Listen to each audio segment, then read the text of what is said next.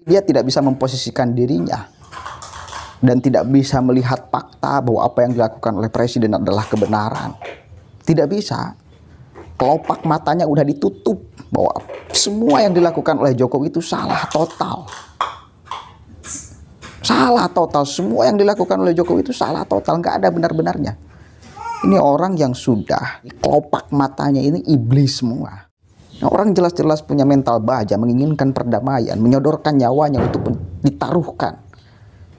Masih aja dinyinyiri. Ini aneh luar biasa nih. Kita jangan dulu berbicara hasil, yang penting prosesnya. Ada nggak orang yang kemudian berani datang ke Rusia dan Ukraina selain daripada Indonesia? Gak ada, bos. Gak ada. Dengan gentleman, dengan keberanian, manusia kecil tapi mental luar biasa. Presiden Jokowi datang ke sana di tengah situasi sedang genting. Nyawa itu taruhannya, bukan apa-apa, nyawa itu taruhannya, bos. Presiden Jokowi berani memberikan nyawanya untuk pesan bahwa Indonesia menginginkan perdamaian. Pesan itu yang ingin disampaikan oleh Presiden Jokowi.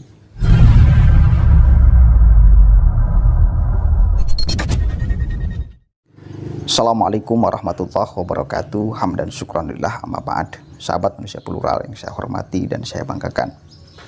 Kita perlu untuk berbangga memiliki presiden sekecil Presiden Jokowi, tetapi keberaniannya lebih besar daripada badannya. Tetapi kemudian retorikanya yang terkesan ke kampung-kampungan, mampu go internasional.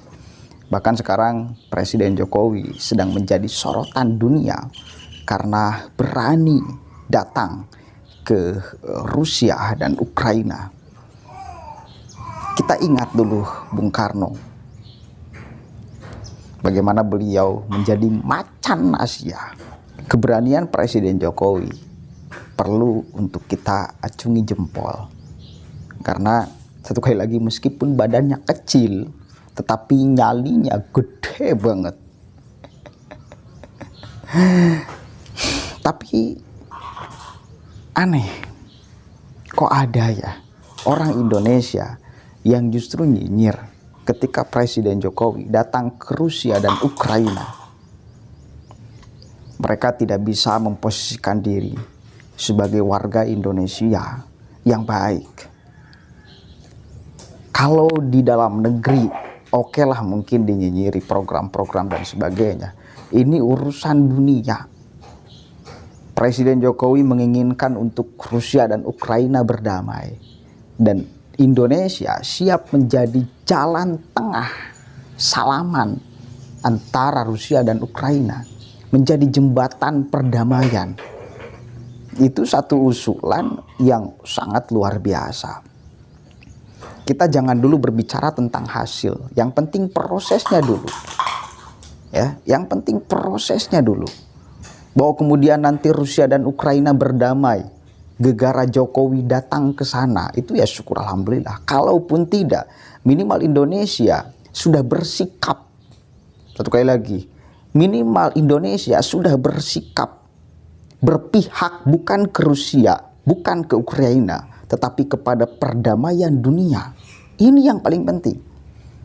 Sikap Indonesia jelas dan tegas, tidak mendukung Rusia, tidak mendukung Ukraina, tetapi mendukung bila mana Rusia dan Ukraina mau berdamai, mendamaikan dunia. Karena urusannya pada akhirnya ini bukan persoalan antara dua negara, Rusia dan Ukraina. Ini menyangkut semua negara.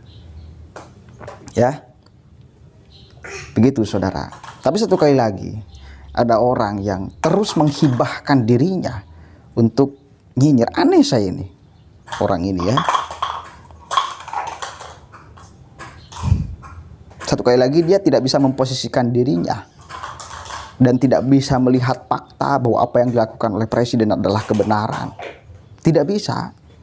Kelopak matanya udah ditutup bahwa semua yang dilakukan oleh Jokowi itu salah total. Salah total. Semua yang dilakukan oleh Jokowi itu salah total. Nggak ada benar-benarnya. Ini orang yang sudah di dalam matanya ini, kelopak matanya ini iblis semua. Iblis semua. Nggak ada malaikat. Malaikatnya nggak ada. Oke, kita baca nih beritanya. Novel Bakmumin, tahu kan sama-sama. Manusia yang gak jelas identitasnya siapa. Ulama juga bukan. Tokoh juga enggak, saya kira. Tapi ya entahlah. Selalu dia nyinyir. Kayak kita baca beritanya nih. Jokowi upayakan perdamaian di Ukraina. Kok alumni 212 sewot? PLT Wakil Ketua Umum Persaudaraan Alumni PA 212 Novel Bakmumin menyatakan seharusnya Presiden Joko Widodo menyelesaikan masalah Israel-Palestina sebelum berupaya mendamaikan Ukraina dan Rusia. Dari dulu itu sudah banyak pemimpin dunia yang berupaya untuk mendamaikan Israel dan Palestina. Tetapi pada faktanya sampai hari ini belum selesai itu perdamaian. Tapi satu kali lagi, kita jangan dulu berbicara hasil. Yang penting prosesnya. Ada nggak orang yang kemudian berani datang ke Rusia dan Ukraina selain daripada Indonesia? Gak ada, bos. Gak ada. Dengan gentleman, dengan keberanian, manusia kecil tapi mental luar biasa. Presiden Jokowi datang ke sana di tengah situasi sedang genting.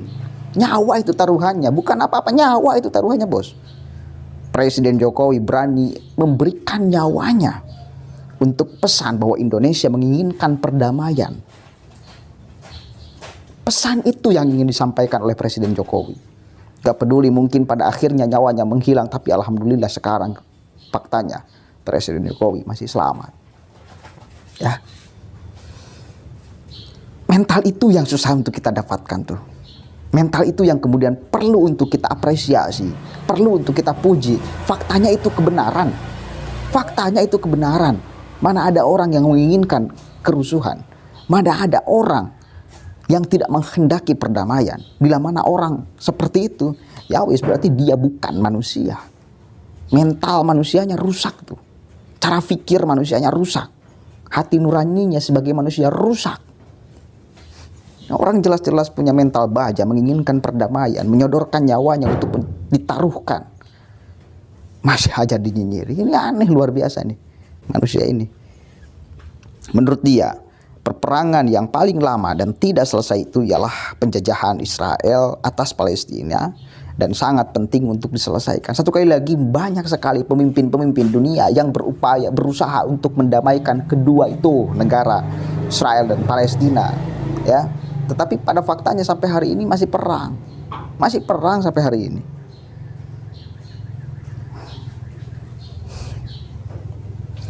Itu karena Indonesia sudah sangat anti dengan penjajahan sebagaimana tertuang dalam teks proklamasi bahwa penjajahan harus dihapuskan dari muka bumi ini, kata Novel Bakmumin, ya. Dia menyebutkan seharusnya Presiden Jokowi mendamaikan Israel Palestina yang dinilai sebagai teroris sejati.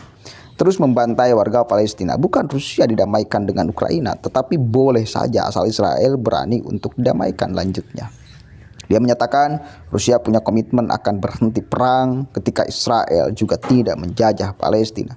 Jokowi mau mendamaikan Rusia bisa dicurigai bahwa ingin menghentikan juga ancaman Rusia ke Israel dan bisa dicurigai punya kepentingan terhadap Israel, ujarnya. Diketahui Jokowi bertemu dengan Presiden Ukraina Zelensky di Istana Kiev, ya.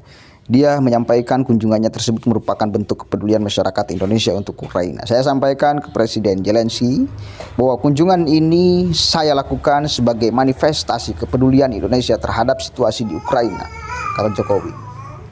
Oke.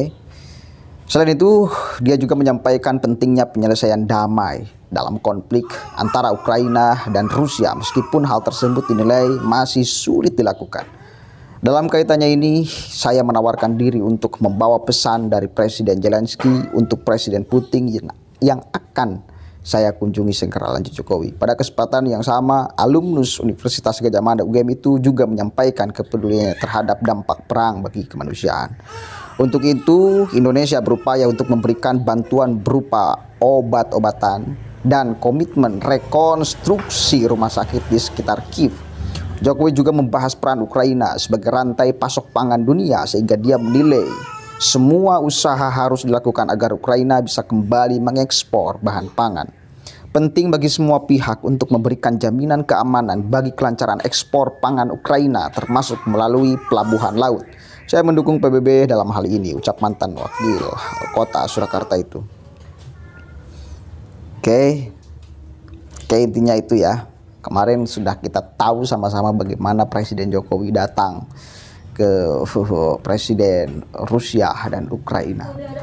Oke, intinya itu ya.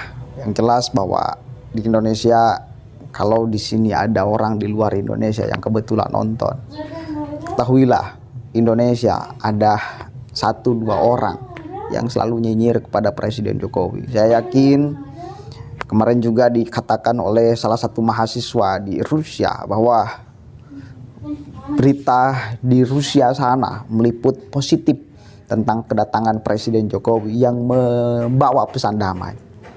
Satu kali lagi, tapi ya di Indonesia ini ada 1-2 orang yang karena dia sakit hati sehingga menghibahkan dirinya untuk terus nyinyir kepada Presiden Jokowi apapun yang dilakukannya. Maka saya kira 1-2 orang itu yang meskipun dia berbicara di media sosial, efeknya tidak akan besar. Dia hanya akan dilihat oleh kelompoknya yang juga sangat kecil sama. Ketika Presiden Jokowi datang ke Rusia dan Ukraina, kemudian dinyinyiri oleh 1-2 orang warga Indonesia, itu bukan mewakili seluruh masyarakat Indonesia. Ini penting sekali. Karena jangan sampai ketika ada orang lain yang membaca berita-berita tentang kok ada orang Indonesia yang nyinyir kepada Presiden Jokowi ketika datang ke Rusia dan Ukraina, maka di sini saya sampaikan, ketahuilah itu hanya 1-2 orang yang karena dia sakit hati, karena jagoannya kalah, akhirnya dia menghibahkan diri untuk terus membenci Presiden Jokowi apapun yang dilakukannya. Tapi sekali lagi itu hanya 1-2 orang, tidak banyak kok. Masih banyak orang yang kemudian mengapresiasi kerja-kerja Presiden Jokowi jika memang itu berpihak kepada rakyat, jika memang itu baik, jika itu kemudian membawa pesan perdamaian dunia. Ini luar biasa sih. Ya, mudah-mudahan ada manfaatnya. Allahumma fiqil aqwami thoriq, Allahu a'lam bishawab. Assalamualaikum warahmatullahi wabarakatuh.